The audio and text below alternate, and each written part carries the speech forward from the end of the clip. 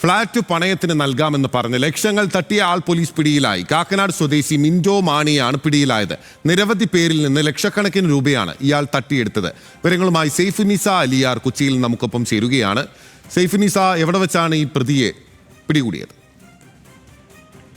ബിനിൽ പോത്തൻ നെടുമ്പാശ്ശേരിയിൽ നിന്നാണ് പരാതി ലഭിച്ചതിന് പിന്നാലെ ഈ പ്രതിയെ പിടികൂടിയത്. ഇയാൾ ഇവിടെ നിന്ന് കടക്കാൻ ശ്രമിക്കുന്നതിനിടെയാണ് തൃക്കാക്കര പോലീസ് ഇയാളെ പിടികൂടിയത്. കഴിഞ്ഞ ദിവസം തിരുവനന്തപുരം സ്വദേശിയായ ഒരു വീരേന്ദ്ര പ്രസാദ് ഇദ്ദേഹത്തിന്റെ മകനെ തൃക്കാക്കരയിലെ ഒരു കോളേജിൽ പഠിപ്പിക്കാനായി ചേർക്കുകയും മകൻ ഒരു ശസ്ത്രക്രിയ കഴിഞ്ഞതിനാൽ ഹോസ്റ്റലിൽ നിൽക്കാൻ സാധിക്കാത്ത സ്ഥിതിയായതിനാൽ വീട് പണയത്തിനെടുത്ത് മകനെ താമസിപ്പിക്കാമെന്ന് തീരുമാനിച്ചാണ് ഇയാളെ സമീപിക്കുന്നത്. ഈ മിന്റോ മാണി എന്ന് പറയുന്ന ആൾ 6.5 ലക്ഷം രൂപയാണ് ഇദ്ദേഹത്തിൽ നിന്ന് മാത്രം തട്ടിയെടുത്തത്. പക്ഷെ വീട് പണം കൈമാറി പിറ്റേ ദിവസമാണ് കൂടുതൽ പേരിൽ നിന്ന് ഇയാൾ പണം വാങ്ങിയിട്ടുണ്ട്, ഇതേ ഫ്ളാറ്റ് കാണിച്ചു എന്നുള്ളത് ഇയാൾ മനസ്സിലാക്കുന്നത്. ഇതേ തുടർന്നാണ് ഈ വീരേന്ദ്ര പ്രസാദ് തൃക്കാക്കര പോലീസ് സ്റ്റേഷനിൽ പരാതി നൽകുന്നത്.